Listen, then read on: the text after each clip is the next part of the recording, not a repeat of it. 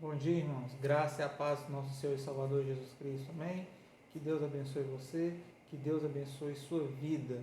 Estamos aqui reunidos para mais uma lição da nossa Escola Bíblica Dominical e hoje nós vamos tratar sobre um assunto chamado movimento de renovação espiritual. O que seria esse movimento de renovação espiritual? Irmãos, em toda a história da igreja, na história da igreja primitiva, na história da igreja da Idade Média, na história da igreja moderna e na história hoje da igreja pós-moderna, nós vivemos momentos em que a igreja ela ficou um tanto que eu poderia dizer apática. A igreja crescia, mas sempre tinha pessoas que queriam que o crescimento fosse mais rápido, mais acelerado, com a maior extensão, com maior amplitude. Então, nesse momento, nessas horas, muitas pessoas se levantam e se destacam com algumas ideias, com algumas opiniões, com algumas conjecturas diferentes do que a grande maioria está acostumado. E nesse momento nós podemos dizer que há movimento, há renovo, há uma renovação espiritual na igreja. E aqui no contexto dos batistas no Brasil não foi diferente. Quando nós viemos para cá em 1888 com apenas 2 casais de norte-americanos e um casal de brasileiros e a igreja batista foi fundada, uma igreja batista de língua brasileira, de língua portuguesa, para que os nossos irmãos, para que os nossos conterrâneos brasileiros pudessem assistir, prestar um culto a Deus, a igreja ela começou a crescer. Tínhamos igrejas em Salvador, Rio de Janeiro, Recife, Maceió, Minas Gerais e assim, São Paulo. A igreja ia se expandindo, a denominação ia crescendo. A igreja e a denominação batista foi se expandindo por toda a região do Brasil. E nesse momento, irmãos, desde o surgimento dos batistas no Brasil, a nossa história ela sempre foi marcada pela consagração e pelo espírito missionário. Todo o crescimento dos batistas brasileiros tem em sua história a marca da consagração de vidas a Deus, e o espírito missionário que busca almas para serem ganhas para o nosso Senhor. E a busca por essas almas faz com que Deus levante inúmeros homens e mulheres em toda a história e ao longo de todo esse crescimento. E na década de 50, em meados da década de 50, houve aqui no nosso Brasil, no nosso país, no meio da nossa denominação batista brasileira, o que os historiadores gostam de chamar de movimento de renovação espiritual. Houve uma renovação espiritual. Algumas pessoas falam de questão doutrinária, outros falam de mudança espiritual, outros falam de que precisavam mudar a espiritualidade, mas era uma renovação espiritual dentro da igreja batista. E esse movimento ele ficou conhecido como movimento de renovação espiritual dentro da igreja. E como que começou? Como que isso veio a acontecer? Irmão, em meados da década de 50, o crescimento evangélico ele passava por uma coisa chamada segunda onda de renovação. O que era essa segunda onda de renovação? Era o surgimento de igrejas e uma mudança no estado das igrejas do país. Como assim? A primeira onda, nós podemos dizer, você está se perguntando assim, peraí, essa é a segunda, como é que foi a primeira? A primeira foi um pouco antes, e no surgimento da primeira onda, surgiu igrejas como a Congregação Cristã no Brasil, como a Assembleia de Deus. A Assembleia de Deus ela surgiu dentro da primeira igreja batista de Belém do Pará. A Assembleia de Deus ela nasceu dentro da nossa igreja batista. E com o surgimento da primeira onda, e logo alguns anos depois vieram o surgimento da segunda onda, nessa segunda onda é que surge esse movimento de renovação espiritual, esse movimento em que houve esse renovo, essa mudança na visão. E essa segunda onda ela afetou tanto que ela não afetou somente os batistas, mas ela afetou os presbiterianos, os metodistas e afetou até mesmo os católicos com o surgimento da chamada renovação carismática. Hoje, o movimento de renovação carismática dentro da Igreja Católica, ele foi um divisor de águas tão grande dentro do catolicismo romano que algumas pessoas, alguns católicos, eles veem a renovação carismática como algo que não é da igreja. Eles têm certa aversão a essa renovação. E a partir da renovação carismática vieram muitos outros grupos, outras entidades, outros nomes. Temos pessoas famosas de destaque, como aquele, por exemplo, Padre Marcelo Rossi, que ele começou nessa renovação carismática porque ele tirou aquela ideia de um catolicismo morto e algo mais enérgico, um culto mais avivado, uma missa mais avivada, né? Um culto não, uma missa mais avivada. Então a ideia é a mesma. A ideia é a mesma, de sairmos daquele culto extremamente tradicional, aquele culto que algumas pessoas gostam de falar que é um culto robótico, aquele culto bem tradicional dentro do conforme, né? Para um culto mais dinâmico, um culto mais diferente, um culto com mais ação do Espírito Santo, né? É o que todo mundo quer. E não está errado. Isso não é errado. Não é errado você buscar um culto, em um culto você buscar mais a presença de Deus. E nesse movimento de renovação espiritual, os três personagens que mais se destacam dentro da denominação batista, o primeiro deles é a irmã americana Rosalie Mills Appleby, se não me engano, acho que é assim que fala o nome dela, Rosalie Mills Appleby.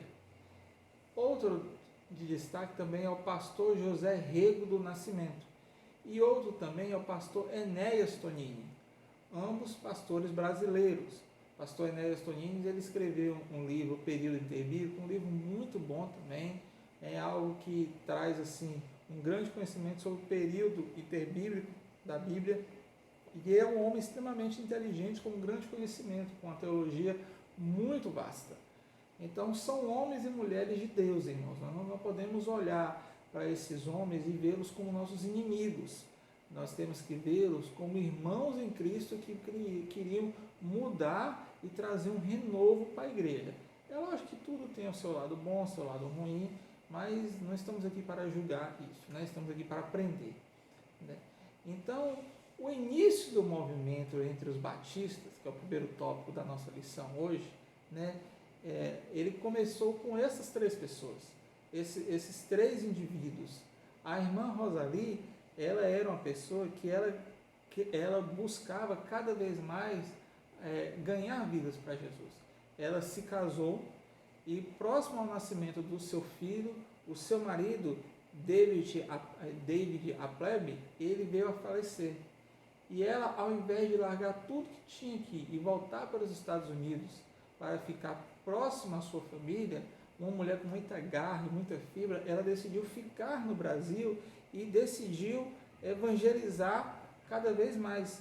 E ela evangelizava e ela dedicou-se assim à evangelização e à criação do seu filho de uma maneira assim formidável. E ela escreveu livros como A Vida Vitoriosa, O Ouro, Incenso e a Mirra, que tiveram grandes influências nas famílias batistas nas décadas de 50, 60 e por aí vai. Momentos esses em que a Igreja de Cristo precisava realmente de cuidados, em que a palavra dela vinha como algo para poder ajudar, da mesma maneira como Deus estava cuidando da vida dela. Então ela começa a fazer tudo isso, mas ela foi adoecendo. E no ano de 1958, ela tem que se retirar do Brasil, e quem assume o seu lugar num programa de rádio que ela tinha foi o pastor José Rego do Nascimento.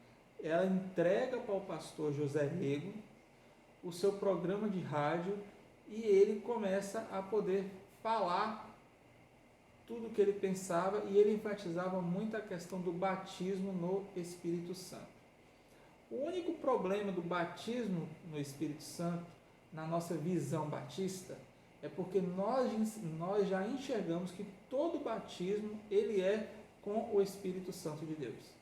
Você não se batiza para depois você ser batizado no Espírito. Não, no momento que você se batiza, já é um batismo do Espírito Santo.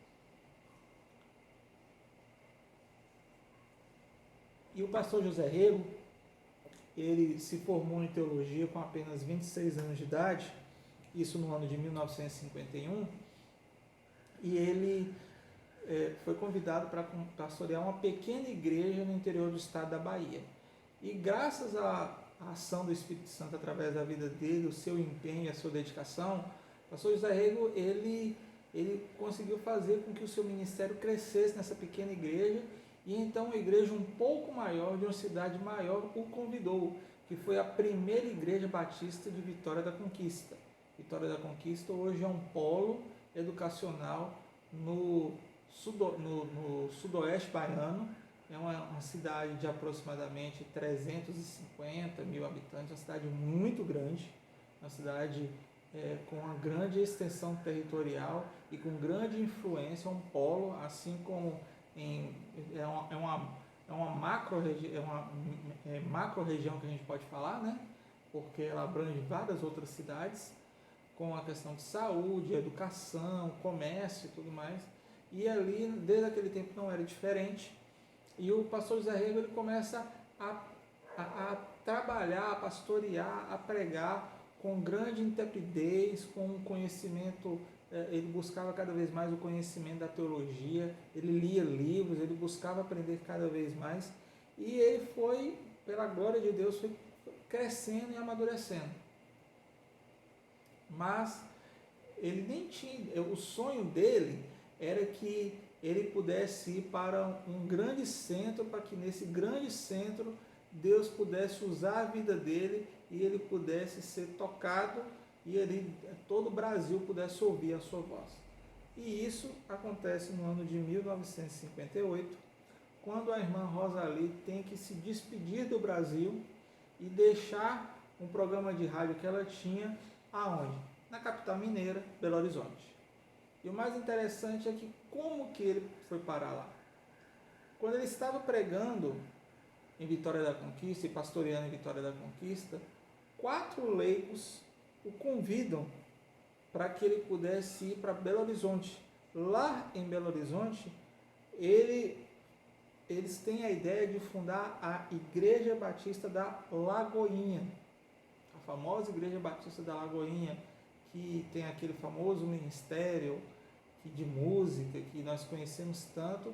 Ela foi pastoreada pelo pastor José Rego. E quando ele está morando em Belo Horizonte, ele tem o prazer de conhecer a irmã Rosali, e ali ela pede para que ele assuma o seu programa de rádio. E ao falar nesse programa de rádio, ali agora toda aquela região já estava podendo ouvir as suas palavras. E ela tinha uma ênfase muito grande na pregação. Ela buscava cada vez mais orientação do Espírito Santo. Só que ela pensava nisso na questão de ter uma vida vitoriosa. O único erro dela foi sempre achar que Deus tinha que nos dar vitória, bênção e tudo mais. Esse que era o grande problema. Irmãos, Deus não nos chamou somente para a gente ter. A gente também tem que doar. E muitas vezes tem que doar.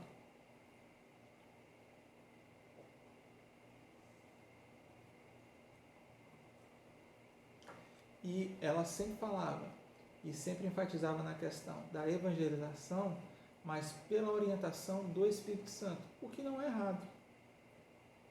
Porém, ela sempre falava que tinha que ser uma submissão plena do Espírito Santo. O problema é você conseguir chegar nessa submissão plena.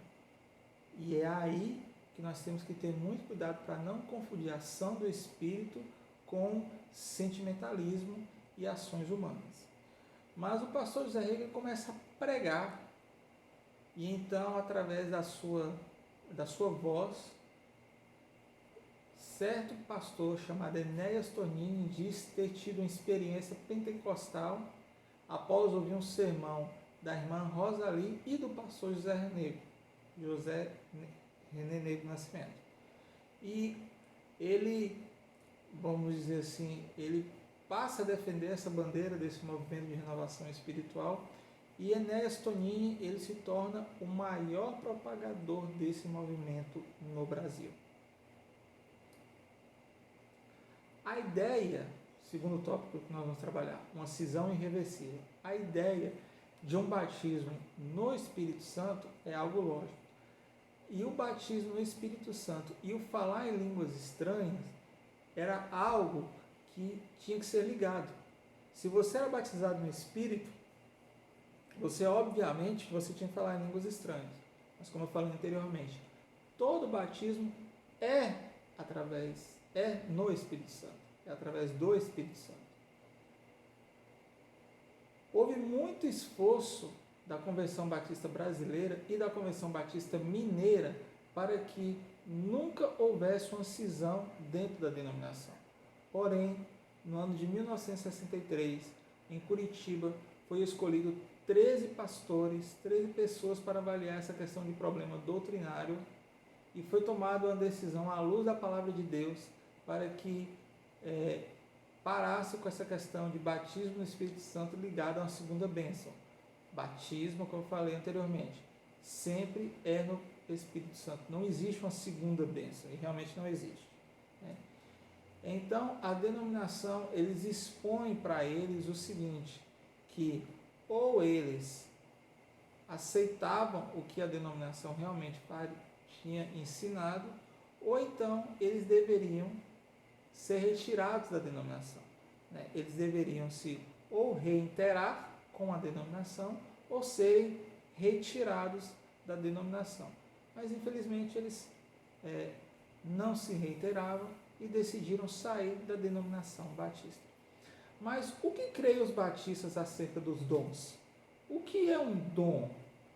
O que é um dom espiritual? O que isso traz de importante para nós? Irmãos,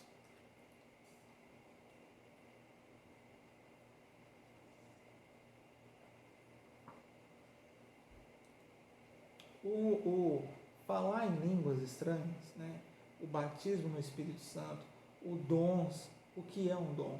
O dom é uma capacidade, é aquilo que Deus dá para você, para que você possa usar. E todo dom que você tem, ele é um dom espiritual. Existem os dons do Espírito, como a palavra de Deus traz para nós. Mas isso, irmãos, tem a ver com você buscar Deus cada vez mais, mas não como uma forma de escravidão para Deus te dar uma recompensa, mas uma forma de amor, de comunhão, de consagração. E nós batistas, nós cremos nos dons espirituais segundo o que a palavra de Deus fala.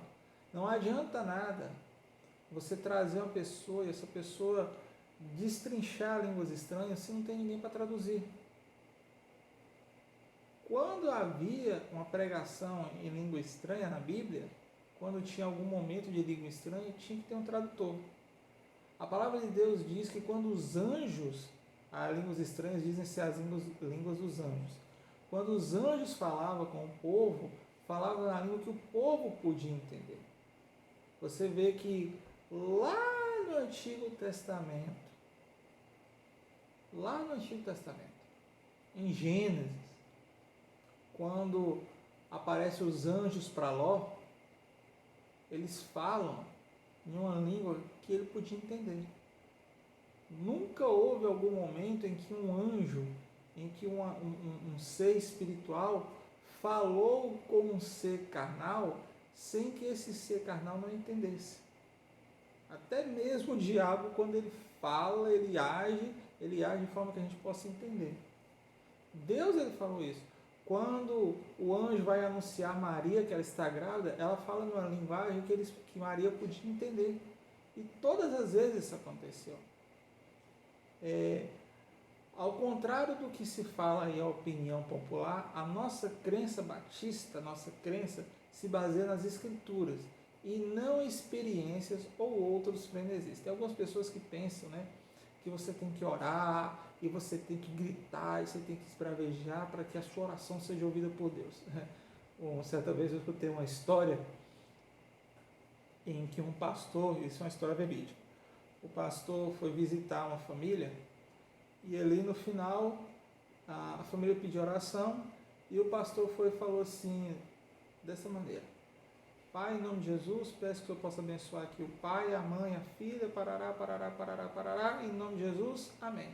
E aí quando o pastor foi embora, a filha virou para a mãe e falou assim: oração fraquinha do pastor, né? Não passou nem do teto. Irmão, você não tem que, Senhor, em nome de Jesus, e parará, e que o céu se trava no parará, e aqui faz aquela performance toda, como se isso fosse maior fé. Não, não necessariamente. Às vezes tem mais a performance do que fé. E os dons do Espírito não se resumem somente a dons que destacam, como cura, como revelação, como profecia. Você já percebeu que tem algumas pessoas que são mestres para dar profecia, e só profecia boa? Eis que te digo que ganharás um carro, ganharás uma casa, terás um casamento, terás um filho, ganharás não sei o que, a obra, a causa na justiça, o imóvel tal. Gente, nem toda profecia era assim. Deus alertou o povo de Israel antes do cativeiro babilônico começar. Vocês estão indo para o lado errado, vocês vão se dar mal. Acho que hoje está faltando um pouco desses pregadores que falou a mesma coisa com o povo de Israel.